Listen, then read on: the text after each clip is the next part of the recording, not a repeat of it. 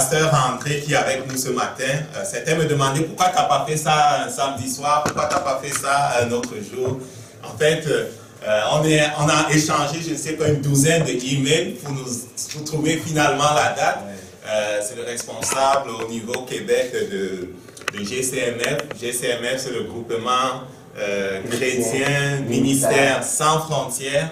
En français, c'est ça le nom. Si vous allez sur le site internet en anglais, vous allez voir que c'est Gospel. Non, maintenant c'est. C'est ça. D'ailleurs, j'ai le nom, l'ancien nom. Gospel Mission, non, something. Anyway, le nom il est un peu. Christian Ministry Forum. C'était Gospel. Okay, now it's Global Christian Ministry Forum. Yes, Global Christian Ministry Forum. Donc c'est un mouvement international des pasteurs, des ministres de Dieu. À l'échelle vraiment mondiale, ils sont dans plusieurs pays. Et là, il est représentant au coordonnateur pour le Québec. Le Québec, il est coordonnateur pour le Québec. Et c'est avec lui qu'on a obtenu la licence pour le Québec, pour fonctionner au Québec. Et il vient comme pour nous installer, pour nous ordonner dans la charge de pasteur. Donc, on est allé comme une douzaine de mails pour trouver une date. Donc, et comme c'est un endroit qu'on loue juste les matins, il voyage la semaine prochaine. En tout cas, on a arrêté cette date et puis c'était dimanche matin et puis on a voulu faire ça comme c'est là. Beaucoup n'ont pas pu être là ce matin. Il y en a qui s'excusaient encore hier de ce que si ça avait été dimanche soir, si ça avait été samedi soir, on aurait pu être là. C'est pas grave que les autres ne puissent pas être là. On avait cette date-là parce que sinon ça allait aller à février ou mars. Donc, et puis on a beaucoup traîné avec ça. Donc j'ai voulu vraiment le faire. Ce qui est important, c'est que cela soit fait. Le Père, il est là, les anges, ils sont là. Ils sont témoins de ce qui va être fait. Et puis vous êtes là aussi. Mais avant cette cérémonie qui interviendra après le message du matin, on va avoir la grâce d'écouter notre pasteur, le pasteur André Kemel, qui est avec nous ce matin et que je vais accueillir. Il va se présenter. Son épouse Marianne ne peut pas être là ce matin, si vous avez vu l'annonce. Elle ne peut pas être là ce matin. Mais elle est avec nous, c'est sûr. Donc, on aura l'occasion de la voir, soit en mars, soit à d'autres occasions. On aura l'occasion de les réinviter à deux pour que vous puissiez la connaître aussi. Que le Seigneur vous bénisse. Donc, le programme aujourd'hui, ça va être excellent ce matin. Le message. Et après, la cérémonie. Donc, on a deux séquences. On peut baisser parce que j'ai déjà une bonne voix d'avance. OK. Et puis, c'est ça, mais mon épouse Marianne, elle devait venir, elle voulait venir, elle veut toujours être là. C'est une travailleuse acharnée, comme j'ai dit hier soir. Et puis, mais là, elle est malade. Elle a attrapé une grippe, c'est pas quelque chose. C'est rare qu'elle ait une grippe, c'est rare qu'elle est malade. Et puis hier, elle a dit, je peux pas y aller, mais je dois y aller, je vais être là. Fait que toute la semaine, je dis, Marianne, elle reste à la maison. C'est correct de rester à la maison. C'est pas grave de rester à la maison. Mais je veux être là, elle aime ça les ordinations, elle aime ça faire ça. Finalement, hier, elle s'habille, puis elle se peigne, elle se coiffe, elle se maquille. Je dis, bon, tu viens, elle dit, il faut que je sois là. Alors, je peux faire mes choses avant de partir. Fait que le camion, des choses comme ça. Et puis, je reviens, elle est en pantalon de jogging, puis elle relaxée. Je dis, bon, ça va pas, elle dit, ça va vraiment pas, André, il faut ce passage. Parce qu'en fait, semaine prochaine, nous partons pour notre convention internationale en Floride. Ensuite, en revenant, on fait un séminaire à notre église à Gatineau. Et tout de suite après, je suis à Toronto justement pour enseigner sur la famille. Je suis le président de GCMF Canada. Il nous a invités, Valérie et moi, pour enseigner la famille. Fait qu'on a un horaire qui est chargé. Et puis, mais mon fardeau, c'est même pas de faire le... J'aime faire le message, j'aime le monde, j'aime prêcher la parole, j'aime poser les mains, j'aime voir les gens guéris, j'aime voir les mariages restaurés, les familles ensemble. Mais c'est quand je retourne travailler le lundi matin, comme demain, je suis en congé, c'est là qui est difficile. Et je comprends le pasteur Yves et Bénédicte aussi, parce que c'est pas facile. Quand j'étais pasteur senior de l'église, on avait des jeunes enfants aussi. Je regardais Yves s'installer, ça me rappelle des souvenirs. Les petits-enfants qui courent, la maman qui est en avant, qui prend soin du bébé, de papa, et qui chante. Et je vous le dis, soutenez votre pasteur parce que c'est pas facile. Amen. C'est pas facile. J'ai connu ça, je connais encore ça. Et ça prend vraiment la grâce du Seigneur, mais aussi le soutien de l'Église. Ce matin, peut-être que je ne sais pas si c'est au courant, mais traditionnellement au Québec aujourd'hui, officiellement c'est la fête qu'on appelle la fête des rois. On a Noël, jour de l'an, et aussi la fête des rois qui est le dimanche suivant. OK? Et c'est aujourd'hui officiellement qu'on clôt la période des fêtes. OK? Et puis, quand j'étais jeune, j'appelais ça la fête des rois, et encore aujourd'hui plusieurs le fêtent. Je sais que c'est une fête religieuse, mais je veux profiter de cette occasion-là pour parler du cadeau des mages. Lorsque les mages sont arrivés pour donner le cadeau à Jésus, c'était vraiment impressionnant. Et même eux ne savaient pas qu'ils apportaient 3 cadeaux qui étaient prophétiques pour dire qui était Jésus avant qu'il soit sur cette terre, le Dieu glorieux. Jésus sur son ministère sur cette terre, et le 3e cadeau qui représente Jésus lorsqu'il va revenir. Et ça m'a frappé. Moi, j'aime ça que la Bible donne des choses comme ça. Parce que le Seigneur, des fois, fait des choses qu'on ne connaît même pas, qu'on ne sait même pas, et c'est tout orchestré par toi. Quand on pense dans le psaume 22, on parle de Jésus qui était pour être crucifié, des choses comme ça. On parle du roi David, à l'époque du roi David. On regarde dans Ésaïe 53 qui donne les détails de Jésus sur la croix. Et les mages cherchaient un roi glorieux, mais ne savaient pas que c'était le roi tout-puissant. Lorsqu'ils sont arrivés sur cette terre, dans Matthieu, les chapitres 2, les versets 1 à 11, s'il vous plaît. Excusez. Alors, Matthieu 2, les versets 1 à 11, c'est pour parler justement lorsque les mages sont arrivés pour adorer Jésus. Jésus était allé à Bethléem de Judée au temps du roi Hérode. Voici des mages d'Orient arrivèrent à Jérusalem et dirent: où est le roi des Juifs qui vient de naître? Car nous avons vu son étoile en Orient et nous sommes venus pour l'adorer. Et le roi Hérode, ayant appris cela, fut troublé et tout Jérusalem avec lui. Verset 4 et suivant.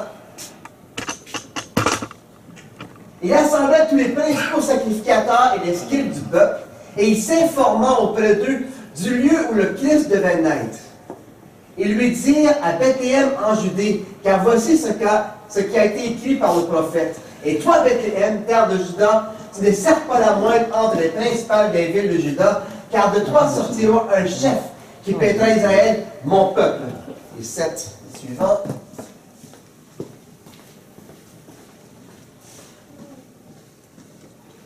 Alors Hérode fit appeler en secret les mages et s'enquit soigneusement auprès d'eux depuis combien de temps l'étoile brillait.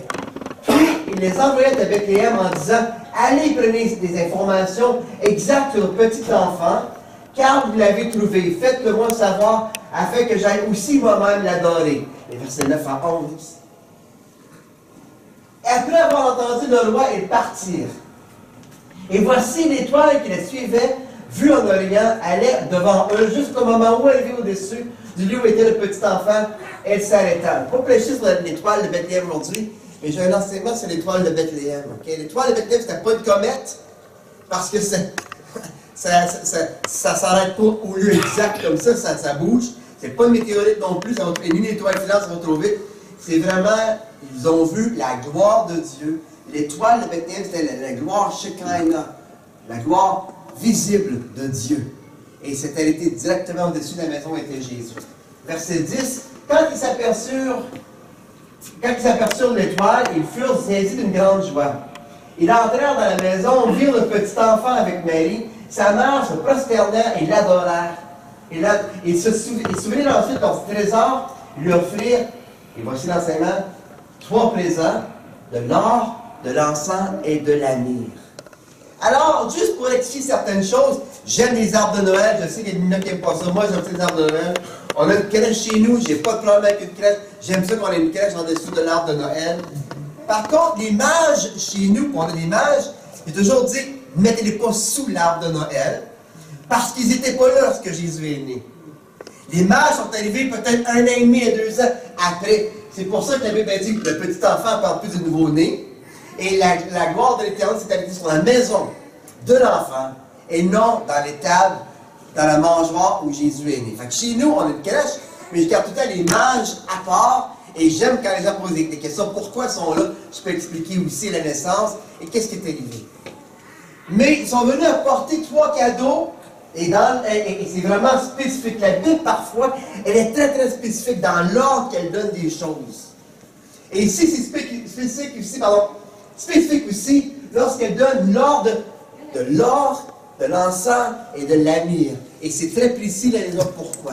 Ils ont offert leur cadeau, ils sont venus adorer un enfant. On n'adore pas un enfant. On n'adore pas une personne. On adore Dieu seul. Plusieurs dieux, peut-être qu'ils ne savaient pas, et je ne crois pas qu'ils savaient qui était Jésus. Ils attendaient un roi, un Messie, ils le savaient, mais je ne pense pas qu'ils savaient que Jésus était le Créateur lui-même, fait chair, venu parmi nous. Et c'est ça qui me fascine. Ils sont arrivés pour adorer le roi, mais ils ne savaient pas que c'était le roi des rois et le Seigneur des seigneurs. Et le premier cadeau qu'ils ont donné, c'était l'or. Je pense que j'ai aussi la définition là-dessus. L'or, dans l'Ancien Testament, ça représente la pureté, la sainteté, la divinité et la gloire de Dieu. Lorsqu'ils ont construit le temple à Jérusalem, et même à l'époque de Moïse, avec le tabernacle, la tente d'assignation, tout était couvert d'or. Tous les instruments de lesquels on devait servir, le tabernacle lui-même, le propitiatoire, le couvert, était fait recouvert d'or. Chaque ustensile, chaque chose était couvert d'or parce que ça ne représente pas la richesse. Dieu n'a pas besoin de l'argent. À lui appartient toute la terre et ce qu'elle renferme. Mais ça représente vraiment la pureté, la sainteté, la divinité et la gloire.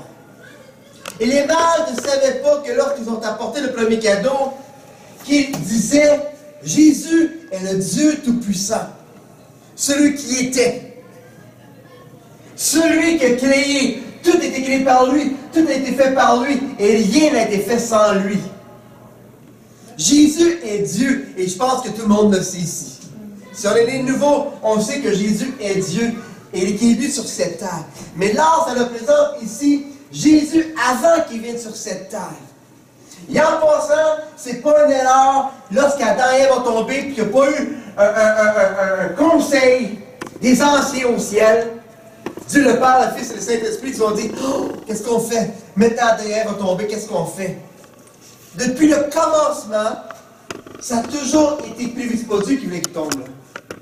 Et depuis le commencement, ça a toujours été voulu que Jésus est pour avoir une épouse. Depuis le commencement, Dieu avait prévu de créer l'homme et la femme, les humains, pour avoir une épouse pour Christ. Pas une épouse de chair, mais une épouse spirituelle.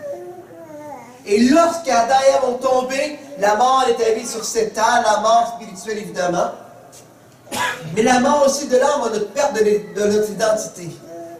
C'est pour ça que Dieu est venu aussi régénérer l'âme. Reprendre notre identité de qui nous sommes en Christ. Il y a vraiment la bannière ici. Reprendre la place. Amen. Et aussi, on ne devait pas mourir physiquement. Le mot mort hébreu dans Genèse veut dire aussi la mort physique. Comment ça fonctionne? Je ne sais pas. Je me dis, OK Seigneur, est-ce que c'est pour ça qu'il y a tant de planètes que ça? Peut-être que nous mettre, je ne sais pas. C'était mon imagination qui dit ça. Mais il me dit, Seigneur, il me semble qu'il y a plusieurs planètes. Il y a certaines personnes rendues au ciel. J'aimerais ça une planète vraiment éloignée, man. Mais Dieu avait prévu de commencement que Jésus aurait une épouse. Que Dieu glorieux, Dieu Seigneur Tout-Puissant, Jésus-Christ lui-même, était pour avoir une épouse. Et ça n'a pas changé. Même si l'humanité a chuté, l'intention de Dieu n'a pas changé. Et c'est pour ça qu'il est venu sur cette terre. Mais avant qu'il vienne, il était au ciel, Dieu Tout-Puissant, il était là. Il est encore là, c'est sûr et certain, mais il y a une période de l'histoire qui est venue sur cette terre de l'humanité, qui représente le deuxième cadeau, qui était la myrrhe, par l'encens. Et c'est celui qui me fascine le plus, l'encens. Et l'encens, c'est vraiment spécial, parce que l'encens, c'est aussi un parfum, mais lui aussi, il représente... Ah, excusez-moi, c'est là. Pour parler de l'or, c'est pas grave, on peut le laisser. Le deuxième cadeau que les mages ont donné à Jésus était de l'encens. pour parler de l'or aussi, lorsque Jésus te présente, ok? Exode 25, verset 17 et le verset 22. Il faudrait un propitiatoire. Le propitiatoire, c'était le couvert sur lequel le tabernacle, on fait que la position de tabernacle, ok? Et une fois par année à l'époque, c'est-à-dire que nous, c'est maintenant tous les jours, mais une fois par année, le souverain sacrificateur allait dans la présence de Dieu et la gloire de Dieu descendait entre les deux chérubins ou sur le couvert. Ok? C'était couvert d'or pur. Et c'est ce qu'on dit ici. Le deuxième cadeau, l'encens. C'est celui qui me fascine le plus. Parce que le cadeau, le premier, ça représente qui était Jésus avant qu'il vienne sur cette terre, à l'époque, qui était le Dieu tout-puissant glorieux avant la chute de l'humanité. Et aussi, le deuxième cadeau qu'ils ont apporté, c'est pour représenter le ministère de Jésus. Je pense qu'on peut avoir le prochain slide, s'il vous plaît. Qui est l'encens. L'encens. Le ministère de Jésus sur cette terre. Okay. Alors, c'est vraiment fascinant parce que les mages ne savaient pas qu'ils prophétisaient sur Jésus venu sur cette terre. Jésus qui était pour venir ici comme pour être humilié, pour s'humilier lui-même afin qu'on soit sauvé. C'est ce qu'il représentait. Alors, ils ne savaient pas qu'il prophétisait sur le ministère de Jésus sur cette terre. Et démontrer le but ultime pourquoi le roi Jésus, le Dieu Tout-Puissant, était venu ici sur cette terre. Et vous allez comprendre pourquoi. C'est vraiment intéressant de voir comment on a cherché l'encens. L'encens, ça vient d'un arbre. OK? Et c'est de couleur blanche. La première, elle est de couleur blanche. Le premier extrait. Et lorsqu'on allait la chercher, lorsqu'elle sortait, elle était difforme. Elle avait l'air comme une larme. La première goutte de l'encens comme ça. Et si on lit Isaïe 53, c'est écrit que Jésus était méconnaissable sur la croix. Il était déformé, il était difforme parce que son visage était tellement enflé, on dit qu'il était même pas connaissable, méconnaissable. Tellement il avait le visage enflé, il était déshydraté. Et en passant, lorsque Jésus est mort sur la croix, le sang et l'eau, ça représente plusieurs choses, c'est certain, mais biologiquement parlant, la raison pourquoi il y a de l'eau qui est sortie avec du sang, et c'est probablement la mort de Jésus. Jésus n'est pas mort à cause de la crucifixion. D'ailleurs, quand c'est allé descendre juste sur la croix, ils ont voulu briser les jambes, ils étaient surpris de voir qu'il était déjà mort. Amen? Ça prenait jusqu'à 5 jours avant qu'une personne meure sur la croix. Mais Jésus ne l'a passé une nuit au complet à être battu, à être fouetté, à être martyrisé, cruellement martyrisé. D'ailleurs, le fouet qu'on utilise les Romains, ils ont plusieurs fouets, un de leurs fouets qu'ils utilisaient, c'était en cuir, comme ça, puis ils mettaient des os dans des morceaux d'os. Et lorsqu'ils fouettaient une personne, l'os ou le cuir rentrait dans la peau avec l'os et déchirait. Jésus a souffert au martyr. Et c'est même pas ça qui a tué Jésus. Jésus était déshydraté sur la croix, il était épuisé, et c'est même pas ça qui a tué Jésus. Lorsque Jésus a résisté dans le jardin d'Éden, il y a des grumeaux de sang qui ont sorti. La tentation, savez-vous pourquoi? Parce que c'était la première fois que Jésus était séparé de Dieu le Père. Parce qu'à ce moment-là, il est devenu maudit. Dieu lui-même n'a pas péché, il est devenu péché. Il est devenu la malédiction de Dieu le Père pour nous. Et lorsqu'il a résisté, ce n'est pas d'aller sur la croix, de ne pas avoir la gloire de Dieu, de voir son Père. Dieu qui est saint, 3 fois saint, qui n'a jamais péché, il devient péché. Il devient la colère de Dieu sur lui à cause de nous. Ésaïe 53 donne plein de détails là-dessus. Quand il est allé sur la croix, Jésus, en pensant, comme j'ai dit tantôt, ils ont voulu briser les jambes, c'était prophétique, on ne briserait pas ses os. Ils étaient surpris de voir qu'il était déjà décédé. C'est pas la crucifixion, c'est pas la déshydratation, c'est pas la souffrance, le martyr physique qui a tué Jésus sur la croix.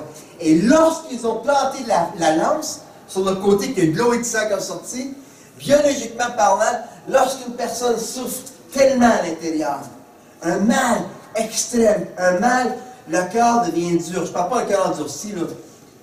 Manque d'amour. Physiquement, le cœur peut s'endurcir et il éclate. Cloud, comme du verre. Et là, le liquide sort. La mort de Jésus sur la croix, c'est parce qu'il nous aimait tellement. Il était séparé de Dieu, le Père. Il est devenu malédiction. Et son amour pour nous était au-delà de tout ça. Et quand il a dit « Pardonne-leur, Père, ils ne savent pas ce qu'ils font », je pense que c'était une tentation de peut-être voir débarquer de la croix. Il était homme. Il était parfaitement Dieu, mais il était aussi parfaitement homme. Et c'est pour ça qu'ils l'ont challengé. C'est pour ça qu'ils l'ont défié sur la croix. Si tu es celui qu'on dit, descends. Et il a dû être tenté. Il a dû être tenté, Jésus, de descendre de la croix. Moi, je vais vous montrer qui je suis. Il fallait qu'il résiste à la tentation d'homme de se prouver. Jésus n'avait pas d'orgueil. Mais il est devenu orgueil. Imaginez. Et quand son cœur a éclaté, cloud! Il n'était plus capable de prendre la souffrance, de l'amour, de voir son peuple, ses enfants périr. Il n'y a pas de plus grand amour que ça. Quand je suis venu au Seigneur, la première fois que je suis venu au Seigneur, j'ai pleuré comme j'avais 30 ans. J'ai pleuré comme un bébé. J'ai pleuré. Tellement j'étais reconnaissant. Qui a sauvé un homme comme moi. Vous êtes tantôt pasteur Yves et Bénédicte que j'étais parmi la liste des non-sauvables à l'hôpital où je travaillais. On disait qu'André Canel ne pourrait jamais être sauvé. Un gars comme lui, Seigneur, tu ne peux pas sauver, ça ne se fait pas. Et me voici. 27 ans et demi avec.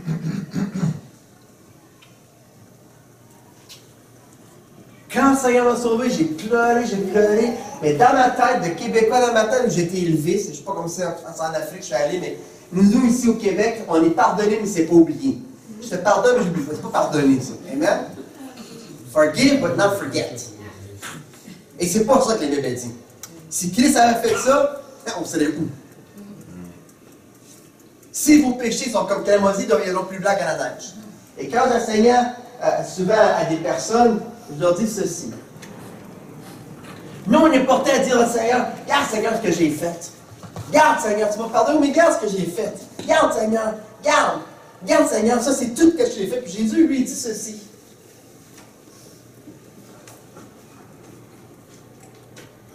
Ok, blanc là.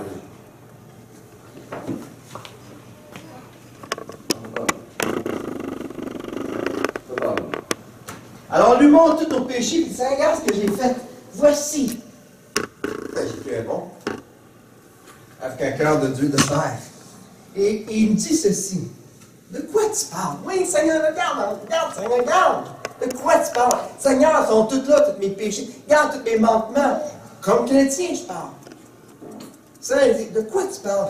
Il dit, attendez, c'est ça que je vois. Pardonner et oublier. Alors, quand le Seigneur m'a montré ça, là, je pensais que je pleurais la première fois. J'ai pleuré encore plus pour ça. J'ai dit, Seigneur, la première fois, je vais mourir, Seigneur, je vais déshydrater. Un homme ne peut pas pleurer tant que ça. Il ne doit pas être mort de déshydratation. Et la deuxième fois, c'est encore pire. Là, le Seigneur, assurément, c'est aujourd'hui, Seigneur, je m'en vais le voir. Parce que non seulement que tu m'as pardonné, mais tu vas oublier. Et là, j'ai tellement pleuré, c'est sûr et certain que je meurs aujourd'hui, je vais déshydrater. Et la troisième fois que le Seigneur s'est vraiment révélé à moi, je n'ai jamais allé à une église de ma vie encore. Ce que vous comptez, ça s'est fait en peut-être une semaine ou deux. Je ne me souviens même pas du temps. Mais j'étais toute seule à mon condo. J'avais jamais lu la Bible. Je n'étais jamais allé à une église chrétienne. Je connaissais bien. C'était à travers la télévision. J'avais tellement faim ce soir. Et la troisième fois, j'étais en train de louer le Seigneur avec ma guitare dans mon appartement. Toute seule, c'est tout ce que je savais faire. Je connaissais un chant, Amazing Grace, et je connaissais seulement que le couplet parce que tout le monde connaît Amazing Grace à peu près. Et je chantais ça pendant des heures de Amazing Grace, how sweet the sound, save a wretch like me.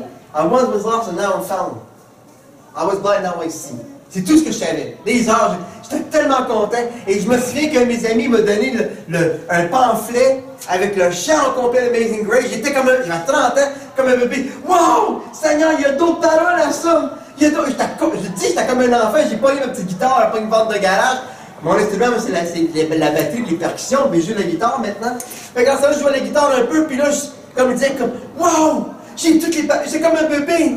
Les paroles au complet, je connaissais rien.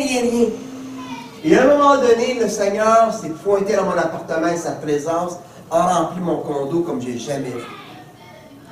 Et la première fois, vous dites, j'ai pleuré en pensant déshydrater. Deuxième fois, encore plus. La troisième fois, quelqu'un m'a montré ceci. Non seulement que je t'ai pardonné, j'ai aussi oublié. Non seulement que j'ai pardonné et oublié, mais voici, je vais te donner une autre vie. Le Seigneur était tellement glorieux, et c'est là que j'ai reconnu que Dieu est saint, et pas moi. Moi, je suis saint. On est tous saints, amen. On est sauvés, on est saints.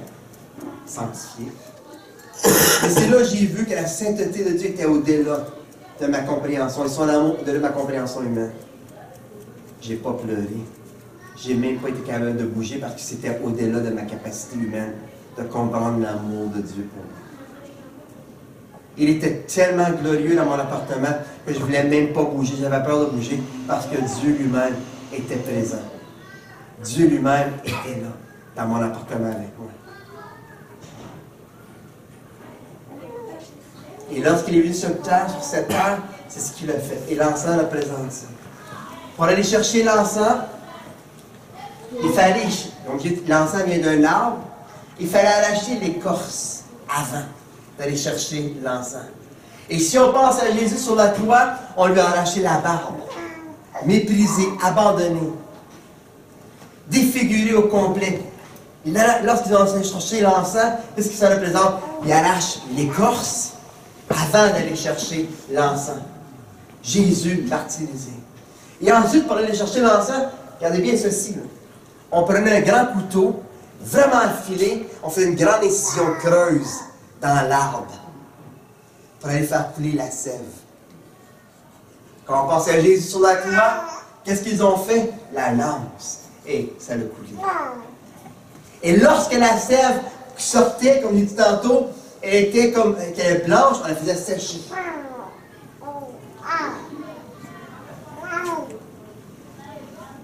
Et lorsqu'elle avait séché, elle devenait... Pardon, elle était d'une couleur rougeâtre. Ensuite, elle devenait blanche. Lorsqu'elle achetait la première sève, elle était de couleur rougeâtre. La sève, grande sillon, la lance. Jésus est mort martyrisé. Et ensuite, on a cherché la deuxième sève dans l'arbre. Et elle était blanche. OK? Et puis lorsqu'elle avait séché, elle devenait rouge. C'est vraiment puissant. Ésaïe 1, 8. Je ne sais pas, je l'ai ici, ce verset-là. Est-ce qu'il y a le verset? Mais ça parle ici. Si vos péchés sont comme cramoisis, ils deviendront plus blancs que la neige. Le sang, l'encens coulait d'une couleur rougeâtre, on la faisait sécher. C'est pas grave. Moi aussi, c'est un extrait de l'encens ici séché.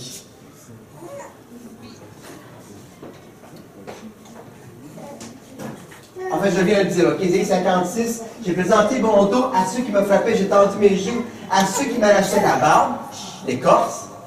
Je n'ai pas caché mon visage à ceux qui m'insultaient et qui ont craché sur moi. Il s'est laissé faire. Ésaïe 1, 18, je ne vais peut-être pas là, mais c'est là ce qui mes péchés sont comme cramoisis, deviendront plus blancs que la neige. Okay? Et lorsqu'ils ont offert le deuxième cadeau, ils ne savaient pas qu'il représentait Jésus. J'ai quasiment fini. Ils ne savaient pas qu'il représentait Jésus sur cette terre. Le ministère de Jésus, le roi de Dieu, sur cette terre.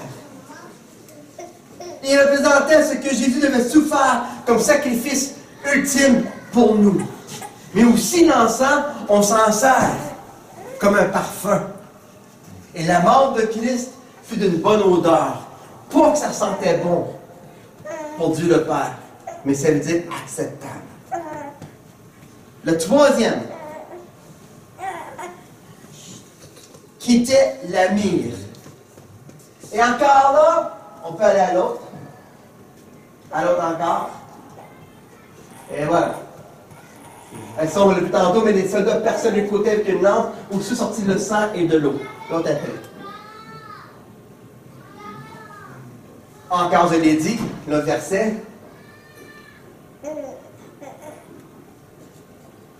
On arrive à la mire bientôt, là. Encore. Ah voilà, la mire. Tu peux donner l'autre enter parce qu'il va avoir la définition un petit peu. Alors, la mire aussi venait d'un arbre. OK, le troisième cadeau. On s'en servait pour l'huile d'onction entre autres. Dans Exode 30, et ici, il ne savait pas qu'il était pour prophétiser sur le retour de Jésus dans sa gloire. Et son retour sur cette terre. Jésus est venu pas pour nous juger, mais pour nous sauver. Mais lorsqu'il revient la deuxième fois, il revient en tant que Dieu Tout-Puissant. Là, c'est pour le jugement dernier. Le premier cadeau, Dieu Tout-Puissant avant. Le deuxième, l'encens, comme on allait chercher l'incision, représente le ministère de Jésus sur cette terre. Ils ne savaient pas les mages. C'est pas eux autres qui ont choisi. Ah, moi je donne de l'or, moi l'encens. Ils ne savaient même pas, mais c'était ordonné par Dieu. Et c'est ça qui me fascine de voir le Seigneur. De voir à quel point il prend des choses, et puis il peut vraiment, il n'est pas au contrôle. Dieu n'est pas au contrôle, amen. Dieu sera au contrôle, Adam et Ève n'auraient jamais contrôle. Si Dieu sera au contrôle, il n'y aurait pas de guerre. Si Dieu sera au contrôle, il n'y aurait pas de famine. Le choix nous appartient. Mais il est souverain. Et quand il décide, ça y est, c'est aujourd'hui, c'est fini, il n'y a personne qui peut rien faire. Et lorsqu'il a décidé que les mages étaient pour apporter ces cadeaux-là, ils ne savaient même pas eux autres, mais c'était souverainement guidé par le Seigneur. Et c'est ça qui est vraiment, vraiment, vraiment puissant. Alors la myrrhe aussi, ça vient d'un arbre, OK? Et lorsqu'elle sort, elle est d'une substance huileuse. L'onction, Dieu le oint. Dieu qui va revenir, Dieu qui retourne vers le ciel, le oint de Dieu retourne dans toute sa gloire. Et comme je dis, on l'utilisait, on la mettait sur une rocher, sur du bois, elle devenait moins huileuse. OK? On la mettait au soleil, et pendant, savez-vous combien de temps? Pendant 3 mois. Le chiffre 3. Et elle durcissait, et on peut l'utiliser pour faire du parfum. Esther 2.12 parle de la myrrhe.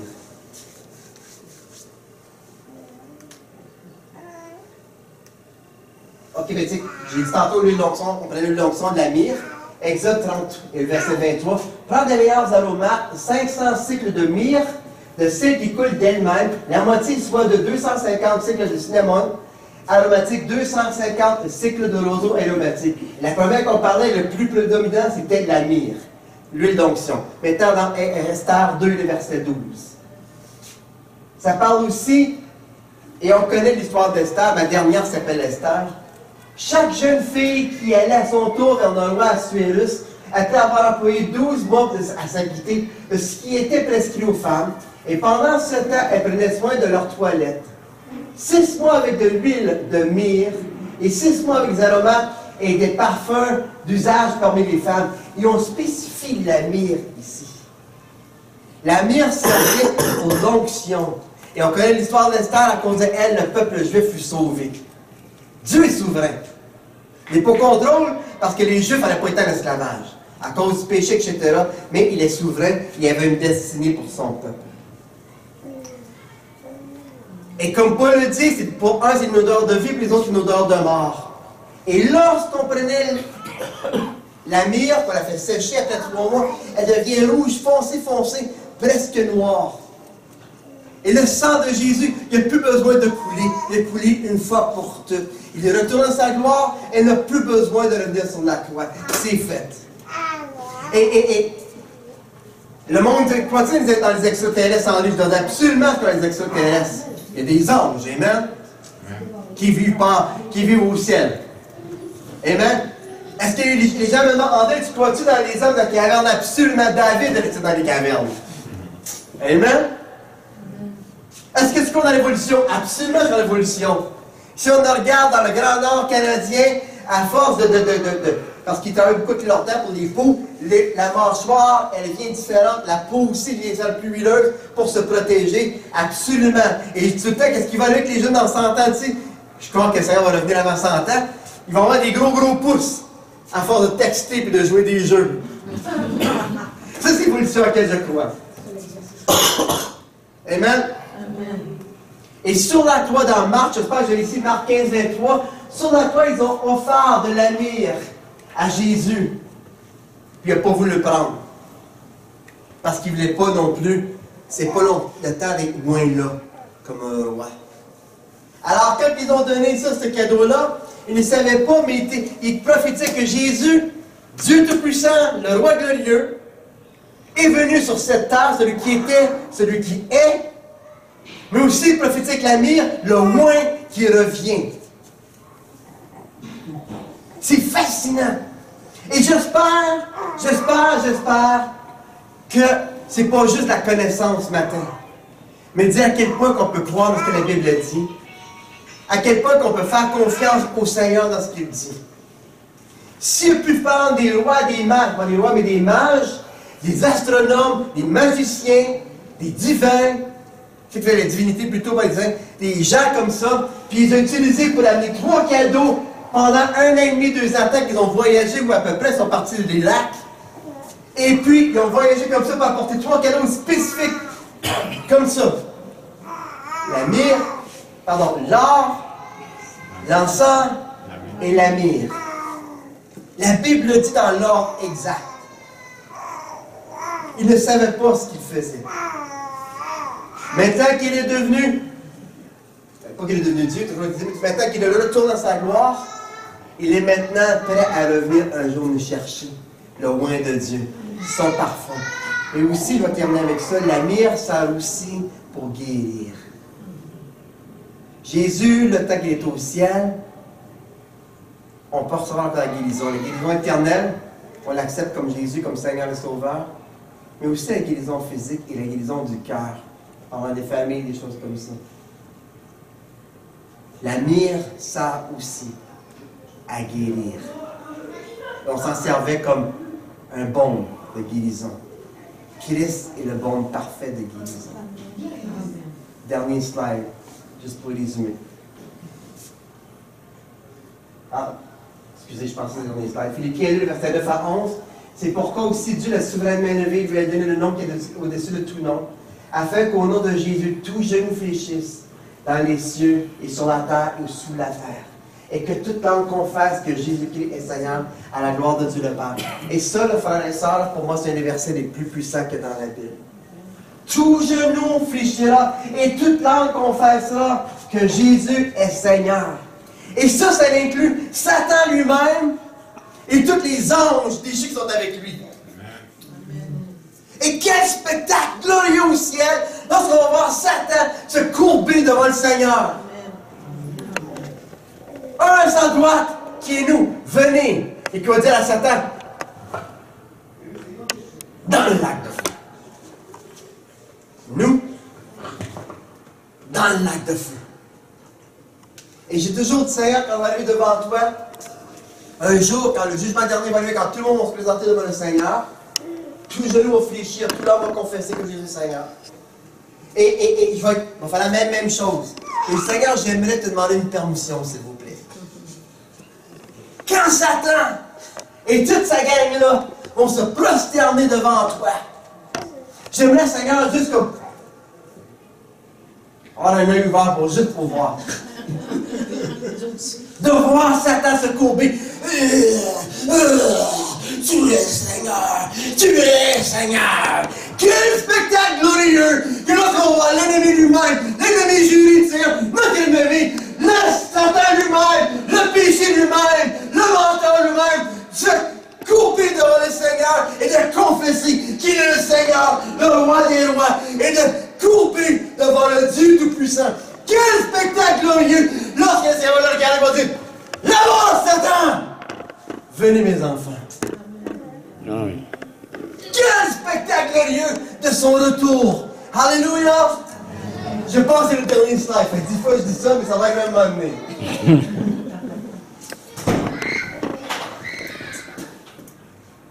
Oui, le dernier, c'est vrai.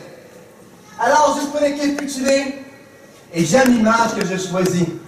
Au son de la trompette, au retour du Seigneur, la 7e trompette.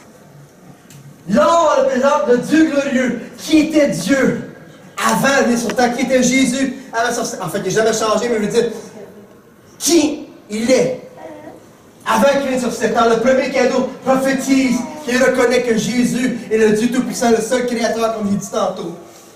Le deuxième cadeau, l'encens, reprend le ministère de Jésus sur cette terre. Le roi de Dieu qui a souffert, le sacrifice de bonne odeur, celui qui est. Et le dernier, celui qui vient, la mire de Dieu retourne dans sa gloire. Et le oint et dégage l'odeur de vie et nous donne la guérison, la mire. Et si Dieu peut faire quelque chose comme ça,